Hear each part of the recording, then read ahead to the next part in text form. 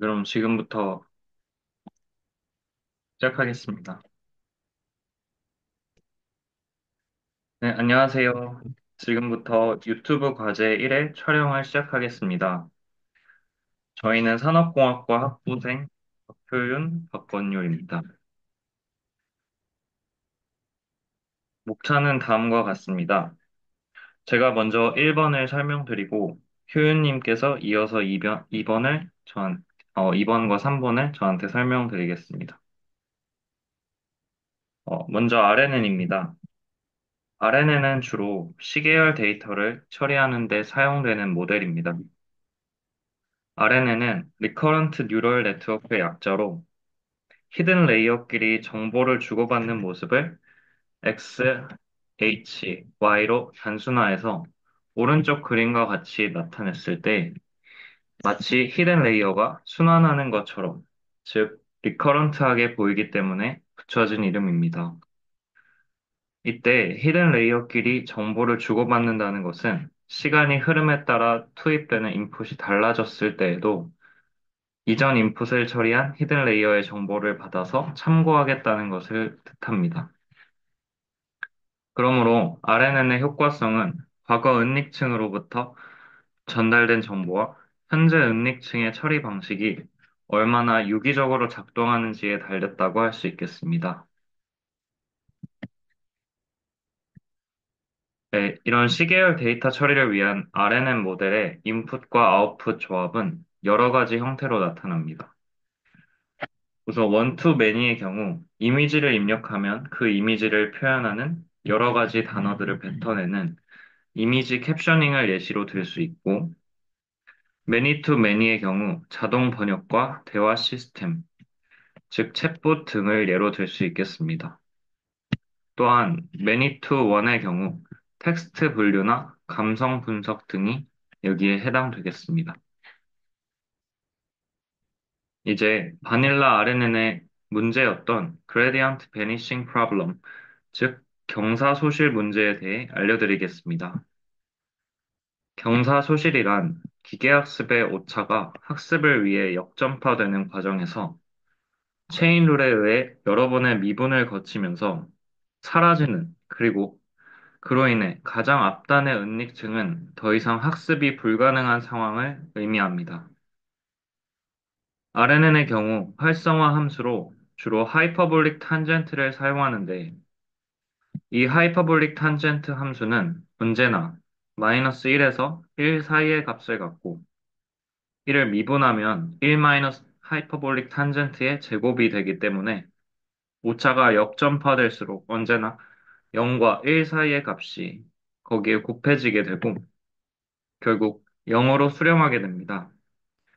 따라서 이와 같은 경사소실 문제가 발생하고 RNN의 핵심인 리커런트한 히든 레이어의 특성이 히든 레이어의 학습 불능으로 인해 힘을 잃게 됩니다.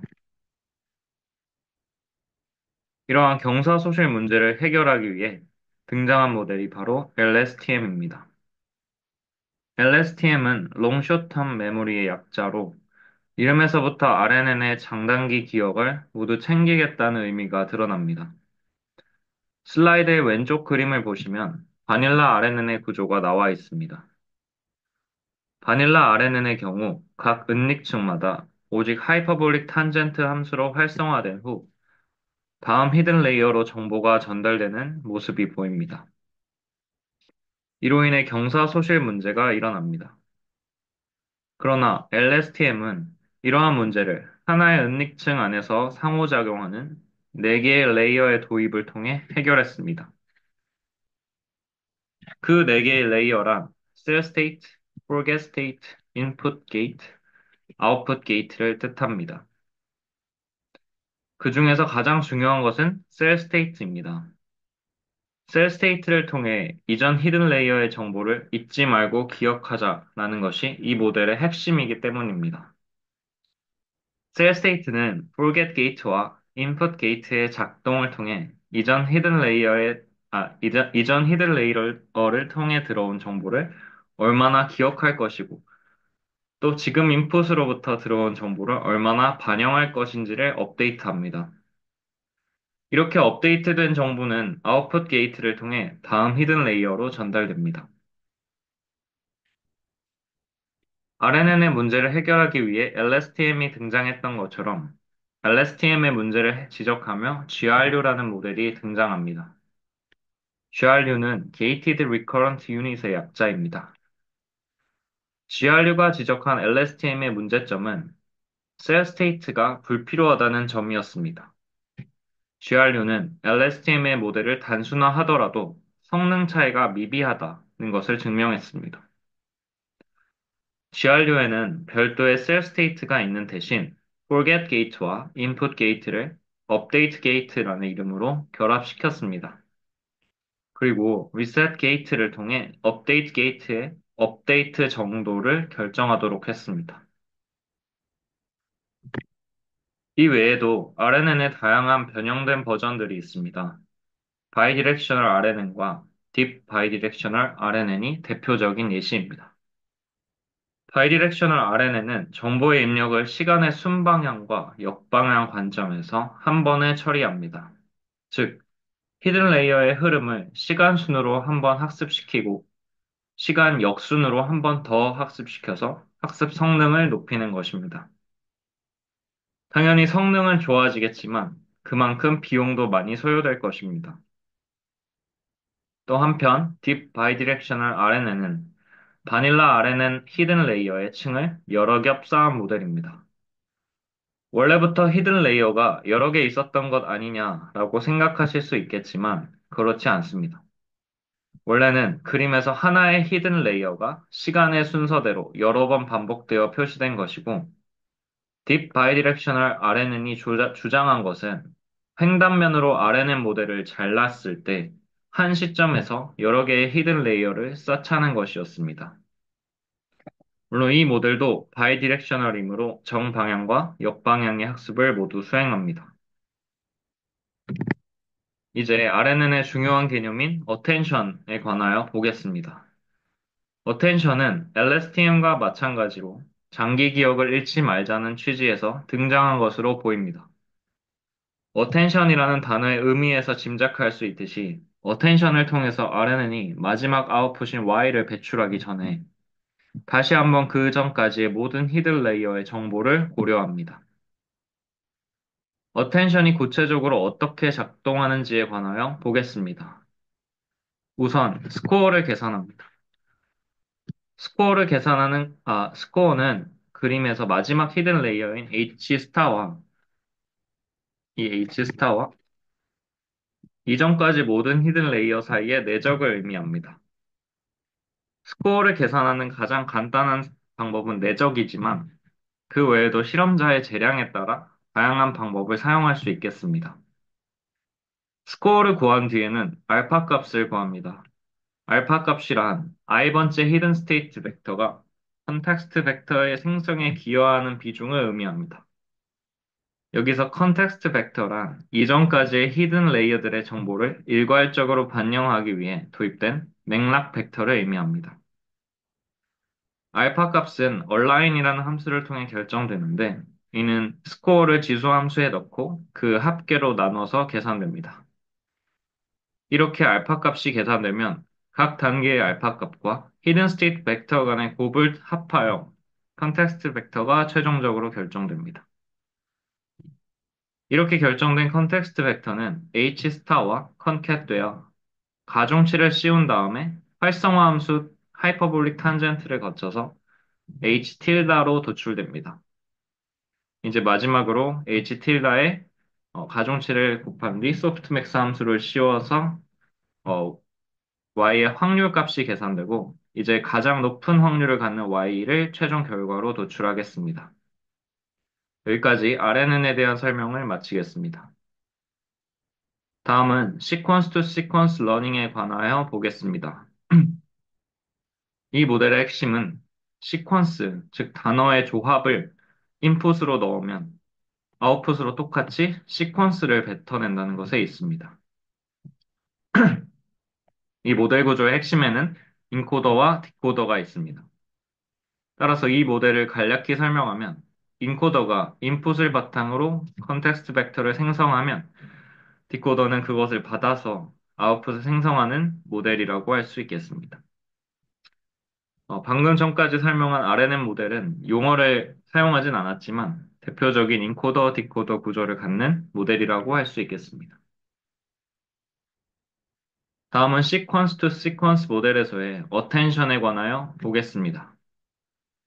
어텐션 모델은 클래식 시퀀스 투 시퀀스 모델과 두 가지 점에서 차이가 있습니다. 첫 번째는 인코더가 디코더로 전달하는 정보의 양이 훨씬 많다는 것입니다. 이는 클래식 모델이 컨텍스트 벡터를 통해 인코더의 마지막 히든 스테이트만을 디코더로 전달하는 것과 다르게 모든 히든 스테이트의 정보를 디코더에 전달하는 것으로부터 비롯됩니다. 두 번째는 디코더가 최종 출력을 산출하기 전에 추가 작업을 수행한다는 것입니다. 이때 인코더의 모든 은닉층을 탐색하여 각 층의 점수를 부여하고 이 점수에 소프트맥스 함수를 통과시켜 선형 결합함으로써 높은 점수의 은닉층 정보를 증폭시키고 낮은 점수의 은닉층 정보의 영향력을 감소시킵니다. 이러한 방식을 통해서 어텐션 모델은 디코더의 각 아이템들이 인코더에 관련 있는 부분에 집중할 수 있도록 합니다. 다음은 트랜스포머에 대하여 보겠습니다. 트랜스포머는 기존의 시퀀스 투 시퀀스 모델에서 디코더에서만 어텐션을 사용했던 것과는 다르게 인코더와 디코더 모두에서 어텐션을 병렬적으로 사용하기 때문에 더욱 효율적으로 학습하는 모델입니다. 트랜스포머는 다음과 같은 5단계로 구성됩니다. 첫 번째, 임베딩. 두 번째, 포지셔널 인코딩. 세 번째, 인코더. 네 번째, 디코더. 다섯 번째, 프리딕션입니다. 이때 인코더는 세부적으로 멀티헤더 어텐션과 피드포워드 단계로 분류되고, 디코더는 마스크드 셀프 어텐션, 인코더 디코더 어텐션, 그리고 피드포워드 단계로 분류됩니다. 먼저 임베딩 단계에 관하여 보겠습니다. 임베딩 단계에서는 단어 형태의 데이터를 수치로 변환합니다. 이들 단어가 만약에 n개가 있다면 vn 차원의 원핫 벡터를 통해 초기 입력되지만 임베딩 레이어를 통해 학습되면서 점차 차원을 줄여나갑니다. 학습을 통해 유사한 단어는 유사한 값을 갖도록 임베딩이 수행됩니다. 즉, 비슷한 단어끼리의 벡터 간 거리가 그렇지 않은 단어끼리의 거리보다 가까워지도록 학습한다는 뜻입니다. 두 번째 단계는 포지셔널 인코딩입니다. 포지셔널 인코딩은 단어 사이의 순차성을 반영하기 위해 수행됩니다. 이때 인풋 시퀀스에 대하여 순차적으로 처리하는 것은 아니며 시퀀스를 구성하는 모든 단어에 대하여 병렬적으로 처리합니다. 벡터의 구성값은 -1에서 1 사이의 값을 갖도록 삼각함수를 사용하고 정보의 훼손을 방지하기 위해 모든 위치에서 벡터의 크기가 동일하도록 합니다. 또한 워드 임베딩과 마찬가지로 두 단어 사이의 거리가 멀수록 포지션 인코딩도 멀어지도록 학습합니다. 다음은 인코더의 구조에 관하여 보겠습니다. 인코더 구조의 핵심은 셀프 어텐션으로 이를 멀티헤더 어텐션이라고 부르기도 합니다. 트랜스포머에서 인코더를 그냥 어텐션이 아닌 셀프 어텐션이라고 부르는 이유는 각 토큰이 스스로를 포함한 모든 입력 토큰들과의 유사도를 계산해서 스스로 어떤 정보에 집중할지 결정하기 때문입니다. 하지만 셀프 어텐션에서 토큰 자기 자신에 대한 어텐션 스코어가 항상 가장 높은 것은 아닌데, 이는 셀프 어텐션의 목표가 문맥 전체에서 가장 중요한 단어를 찾아내는 것이기 때문입니다. 예를 들어 슬라이드에 표시된 예시와 같이 나는 학생이다 라는 문장이 입력되었을 때 이 나는 이라는 토큰 스스로에 대해서 여기서는 가장 높은 점수를 부여하고 있지만 문맥에 따라 서술어를 가장 중요하게 생각한다면 학생의 점수가 가장 높을 수도 있는 것입니다. 한편 입력된 워드 벡터에 대해 Q, K, V, 벡터를 생성하는 것이 트랜스포머 인코더의 셀프 어텐션의 핵심입니다. 이 QKV 벡터를 쉽게 설명하면 Q는 문맥에 따라 단어가 가장 궁금해하는 것입니다. 예를 들어 나는 이라는 단어가 입력되면 이 나는은 다음에 나타날 서술어를 궁금해할 수도 있고 아니면 나는 무얼 한다는 건지 동사에 대해 궁금해할 수도 있습니다. 이때 K는 전체 단어들 중에 그러한 쿼리에 누가 가장 타당한 대답을 줄 수 있는지를 알려주는 라벨이고 V는 실제 그 키를 갖고 있는 단어의 벡터를 의미합니다. 따라서 언뜻 보면 원시 임베딩 벡터와 V 매트릭스가 같은 것으로 생각할 수 있지만 임베딩 벡터를 선형 변환하여 나타냈다는 점에서 V 벡터는 차이가 있습니다. 이러한 QKV의 쌍들이 유일하지 않고 다양한 맥락에 따라 여러 가지 가중치를 갖는 방식으로 생성되기 때문에 셀프 어텐션을 멀티헤드 어텐션이라고도 부릅니다. 따라서 멀티헤드에서 헤드는 문맥을 의미한다고 할 수 있겠습니다. 이렇게 생성된 QKV 벡터들은 입력값을 구성하는 모든 단어 사이의 관계를 Q와 K의 내적 등을 통해 점수 계산해서 유사도를 비교하고 특징을 추출해서 디코더로 입력할 G를 추출하는 데 사용됩니다. 이 과정에서 각 단어에 해당하는 QKV 매트릭스를 학습하고 현 시점의 Q와 모든 K를 비교하여 유사도를 산출합니다. 산출된 점수는 소프트맥스 함수와 어텐션 점수화를 거치고 이 어텐션 점수 행렬은 최종적으로 V 매트릭스를 곱해서 G를 산출합니다. 이때 동일한 인코더에 대해서는 파라미터 쉐어링을 통해 연산의 효율성을 확보하기도 합니다. 여기까지가 트랜스포머 인코더에 대한 설명이었습니다. 다음은 디코더에 관하여 보겠습니다. 디코더의 핵심은 마스크드 셀프 어텐션과 인코더 디코더 어텐션입니다. 먼저 마스크드 셀프 어텐션은 기본적으로 인코더의 셀프 어텐션과 유사하지만 아직 생성되지 않은 단어에 대해 유사도 점수를 계산하지 않고 디코더에서 현재까지 생성된 단어와의 관계만을 고려한다는 점에서 셀프 어텐션과 다릅니다. 따라서 첫 번째 단어는 아직 생성된 그 이전 단어가 아무것도 없으므로 아무것도 참조할 단어가 없고 따라서 시작 토큰만 보고 생성됩니다. 이 시작 토큰은 과업에 따라 사람이 미리 생성하여 입력해주고 그 다음부터 모델이 하나씩 단어를 생성해 나갑니다. 이를 제외한 나머지 과정은 인코더와 같습니다. 다음은 인코더, 디코더 어텐션입니다. 디코더는 디코더의 QKV뿐만 아니라 인코더의 QKV도 참조하여 많은 정보를 고려합니다. 따라서 마스크드 셀프 어텐션을 통해서 지금까지 디코더가 스스로 생성한 단어들과의 유사성을 먼저 파악하고 인코더, 디코더 어텐션을 통해서 인코더의 해당 출력 부분에 해당하는 부분과 어떤 단어가 가장 유사성이 있을지 판단하여 가장 최적의 단어를 배출합니다. 가령 I like dogs를 한글로 번역하는 과정에서 개가라는 단어를 출력하고자 할 때 디코더에서 먼저 출력된 나는 이라는 단어를 먼저 참조하여 뒤에 어떤 단어가 올지 한번 먼저 생각한 다음에 그 다음에 like와 dogs라는 인코더의 출력 값에 대해서 어떤 것이 번역되어 오는 것이 더 유사도가 높을지 한 번 더 생각해서 최종적으로 개가라는 번역된 출력 값을 배출하는 형식입니다. 여기까지 트랜스포머 디코더에 대한 설명을 마치겠습니다.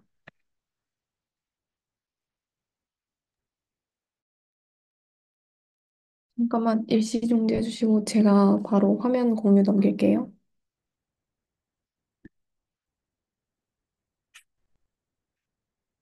아, 제가 화면 공유로 넘겨도 될까요? 잠시만요.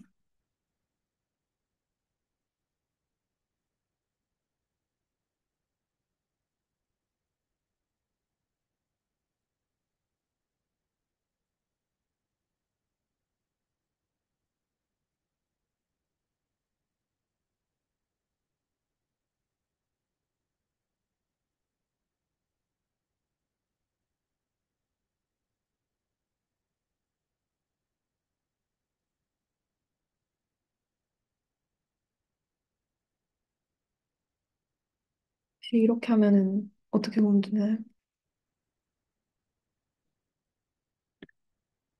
네. 다음으로는 자연어 이해 과정에 관한 이 세 가지 모델과 그 이후에는 GPT 모델들을 설명드리도록 하겠습니다.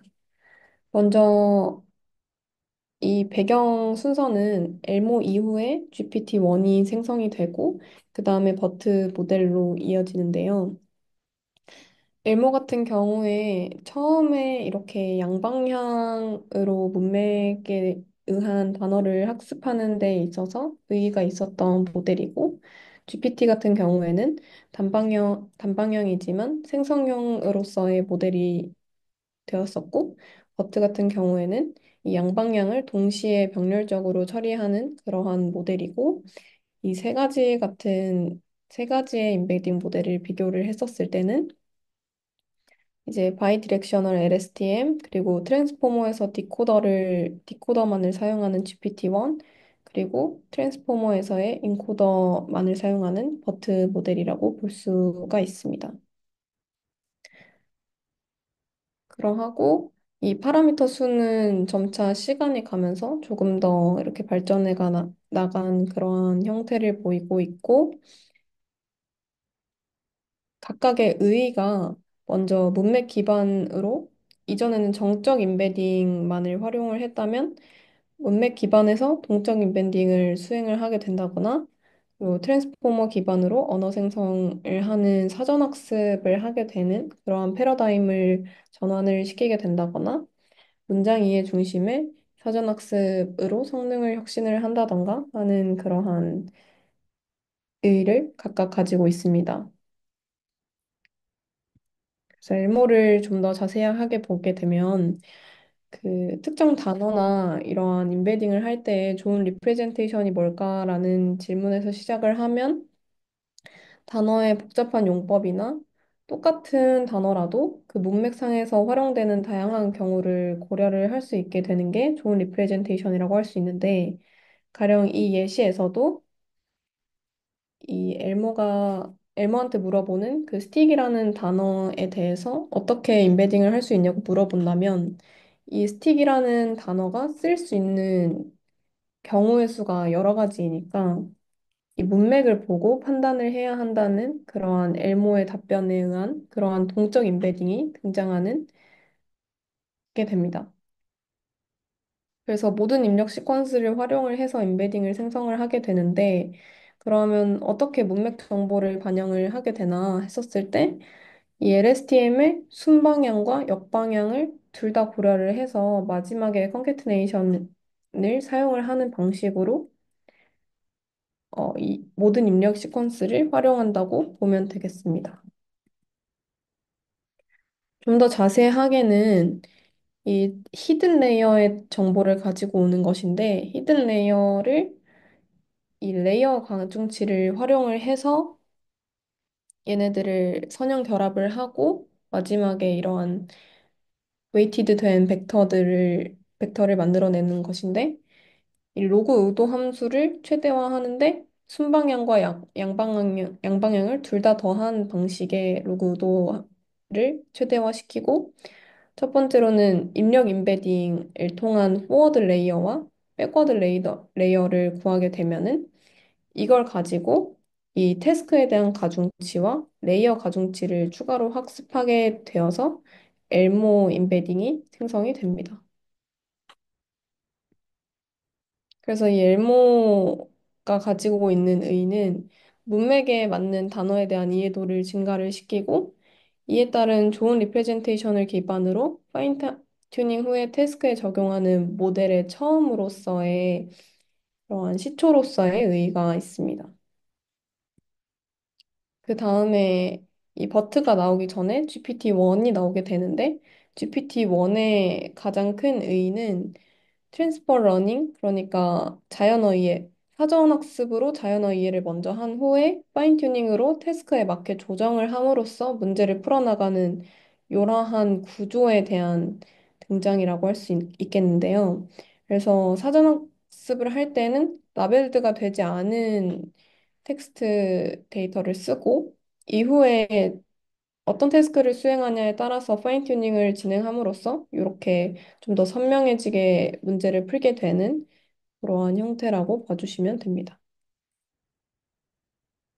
그래서 GPT-1의 구조와 사전학습은 어떻게 이루어지냐 하면은 아까 말했던 것처럼 라벨링이 되지 않은 말뭉치로 로그 의도를 최대화하면서 학습을 하게 되는데 이때는 트랜스포머의 디코더 구조를 사용하게 돼서 이 서브 레이어는 그 트랜스포머 디코더의 세 개 중에 두 가지 피드 포워드 뉴럴 네트워크랑 마스크드 셀프 어텐션을 사용을 하게 되고요. 그 경우에 뭐 히든 벡터를 토큰 임베딩과 포지셔닝 임베딩으로 구하게 되고 마지막 이제 히든 레이어에 소프트맥스를 써서 그 다음 단어가 나타날 확률을 예측을 하는 그러한 트랜스포머 디코더 구조와 유사한 형태입니다. 그리고 이거를 실제 태스크에 맞게 그 다음에 파인 튜닝을 하는 형태이고 이때는 태스크에 맞는 라벨드 데이터셋을 활용을 해서 라벨 Y를 예측하는 로그 의도를 최대화를 하게 됩니다. 이때 쓸 수 있는 태스크들이 다양하게 있는데 뭐 예를 들어 분류라고 하면은 이러한 형태를 띠고 그리고 함의 같은 경우에는 뭐 전제라던가 가설이라던가 이러한 것들을 같이 임베딩을 시켜서 구하게 되고 그리고 유사도는 두 가지 트랜스포머를 사용을 해서 구하게 되고 이 객관식 같은 경우에도 여러 가지를 사용해서 마지막에 선형 결합하는 식으로 그러한 형태로 태스크를 수행할 수 있게 됩니다. 그래서 라벨드 된 데이터를 활용을 한다는 점에 있고 그리고 여기서는 그 L2뿐만이 아니라 L1을 다시 활용을 해서 조금 더 빠르게 학습할 수 있도록 하는 것을 논문에서는 언급을 하고 있습니다. 그래서 이 GPT-1의 의의는 이 unsupervised 된 그러한 사전학습 이후에 태스크에 맞게 파인 튜닝을 함으로써 성능 향상을 달성을 하고 파인 튜닝으로 이전에 학습했던 그냥 언어에 대한 이해를 가지고 그냥 여러 태스크에 적용해 볼 수 있게 한다는 점에서 그러한 시도에서 의의가 있었고 생성형 모델로서의 의의를 가진다고 할 수 있습니다. 그다음에는 버트 모델이 설명을 하게 되는데 이 버트 모델의 경우 앞에 있었던 엘모와 GPT-1과는 또 다른 개념을 도입을 하는데 양방향을 로 문맥을 학습하지만 그거를 동시적으로 학습을 해서 좀 더 언어에 대한 이해를 높이는 그러한 방식입니다. 그래서 논문에서는 버트 베이스 모델과 라지 모델 두 가지를 설명을 하게 되고 요것의 차이점은 뭐 레이어 수나 뭐 히든 레이어의 차원이라던가 뭐 이러한 크기가 좀 더 커지는 그러한 형태입니다. 구조 같은 경우에는 버트 같은 경우에는 트랜스포머의 인코더 구조를 활용을 하게 되는데 이 버트 같은 경우에 입력 형태의 다양화를 위해서 버트는 CLS 토큰과 SEP라는 이 클래시피케이션 토큰과 세퍼레이션 토큰이 있다는 게 좀 더 특이한 점입니다. 그래서 모든 입력 토큰 앞에는 CLS를 붙이고 그 센텐스를 분리해주는 곳에 이 SEP 토큰을 두어서 여기서는 버트에 입력이 될 때에도 토큰 임베딩이나 포지션 임베딩뿐만이 아니라 세그먼트 임베딩이라는 게 추가가 되는데 이거는 앞에 센텐스냐 뒤에 센텐스냐라는 그런 구분자의 역할을 해준다고 보시면 됩니다. 그래서 버트의 사전학습 방식은 MLM이나 NSP를 학습하게 되는데요. 이것을 어, 수능 영어 지문이나 수능 영어 문제에서 비유해보면 좀 더 쉽게 이해가 될 수 있는데, 이 아이디어는 이 출처를 기반으로 MLM을 빈칸 추론과 비슷하다고 언급해준 아이디어였는데, 사실 NSP도 수능 영어의 흐름 파악과 비슷한 결의 문제라고 봐주시면 됩니다.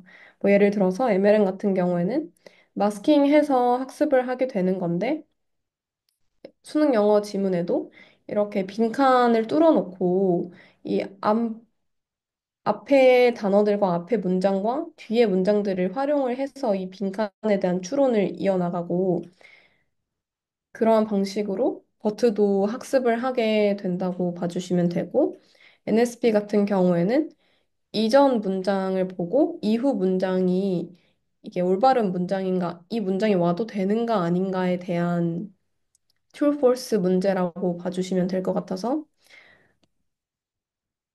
이렇게 앞뒤 문장을 고려를 해서 비교하게 되는 점이 이러한 수능 영어 지문과 굉장히 유사하고요.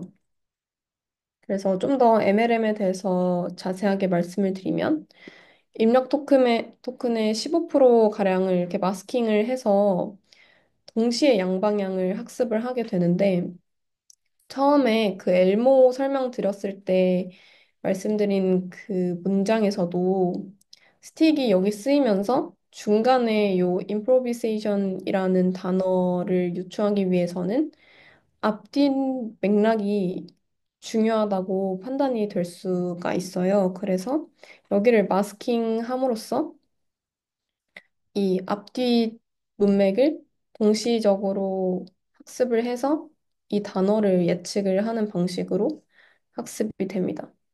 그런데 이 버트에서의 문제점은 이 마스킹은 파인 튜닝에서는 등장하지 않아서 학습 간 이런 불일치가 발생을 하게 되는데 그래서 80%는 마스킹 하고 10%는 랜덤 토큰 그리고 10%는 원래 단어를 이렇게 부여를 함으로써 이런 학습관 불일치를 좀 해결하는 그러한 트릭을 사용을 해서 이러한 마스킹 학습을 진행을 하게 되고 이때 80%, 10%, 10% 같은 경우에 어떤 기준으로 잡혔냐고 하면 논문에서 설명하기를 요 퍼센트일 때 가장 성능이 높았기 때문에 요 퍼센트로 이렇게 트릭을 사용한다는 것을 보실 수 있습니다.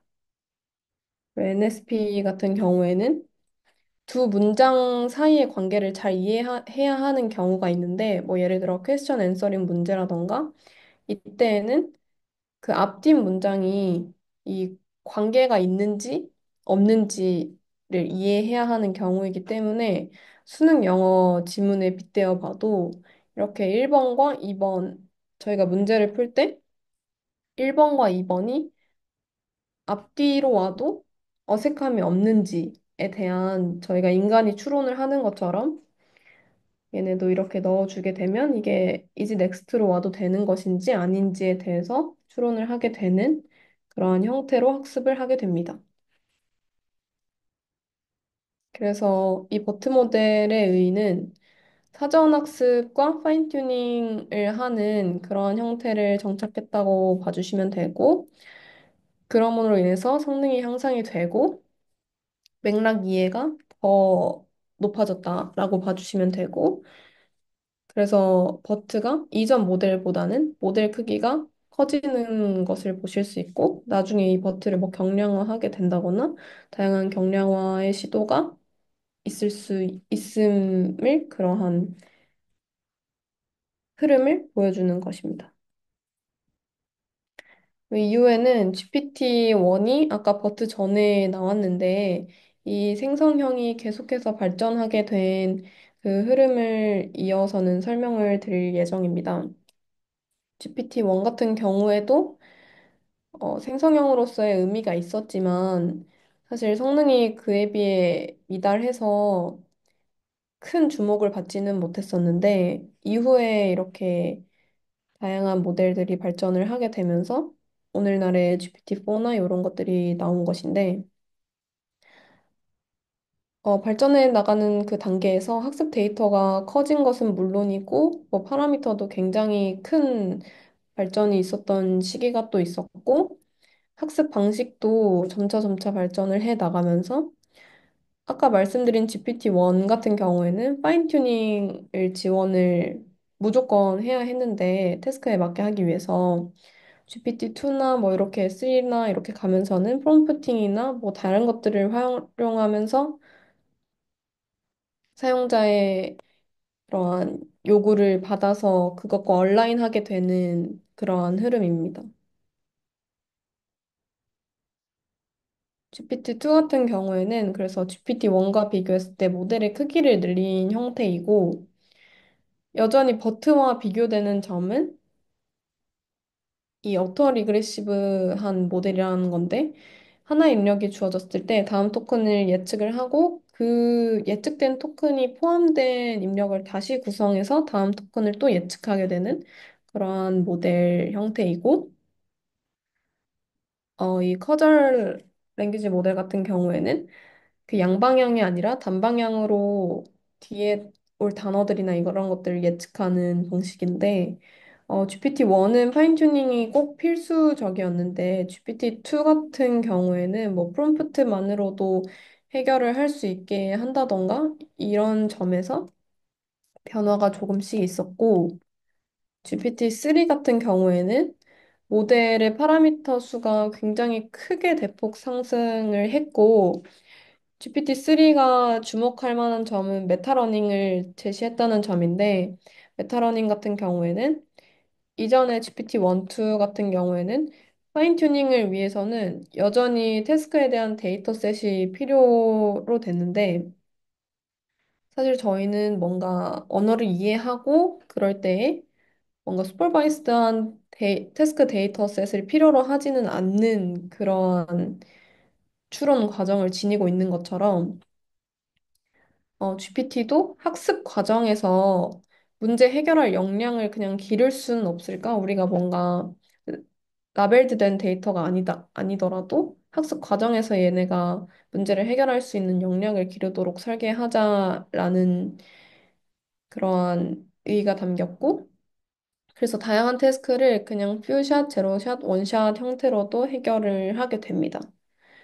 이때 뭐 제로샷, 원샷, 퓨샷 같은 경우에는 하나의 뭐 예시가 없이 그냥 프롬프트를 던지는 게 뭐 제로샷이라고 하면은 원샷 같은 경우에는 하나의 뭐 질문과 예시를 던지면서 질문을 준다던가 퓨샷 같은 경우엔 여러 가지의 예시를 주면서 새로운 문제를 또 던진다던가 하는 형태로 해결하게 되는 그러한 방식입니다. 그래서 인 컨텍스트 러닝을 좀 더 하게 되었다는 데에 GPT-3의 의의가 큰 부분입니다. 그래서 추가 학습이 필요 없어지고 뭐 유연성이 더 높아지고 소량의 예시만으로도 학습을 할 수 있게 되었지만 정확도가 낮을 수 있다던가 이때 뭐 할루시네이션이라던가 이러한 문제는 아직도 있었다는 점이 그때의 배경입니다.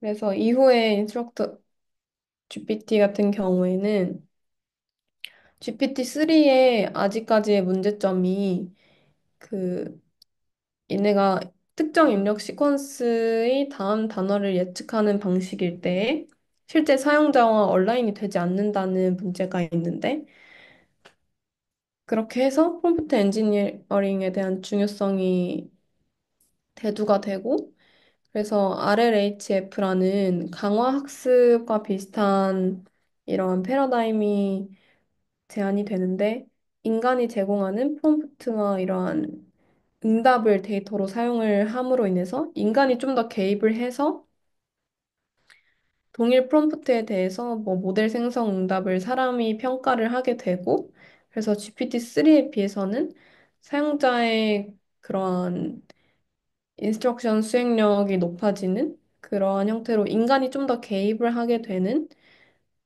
강화 학습의 형태와 비슷한 형태라고 봐주시면 됩니다.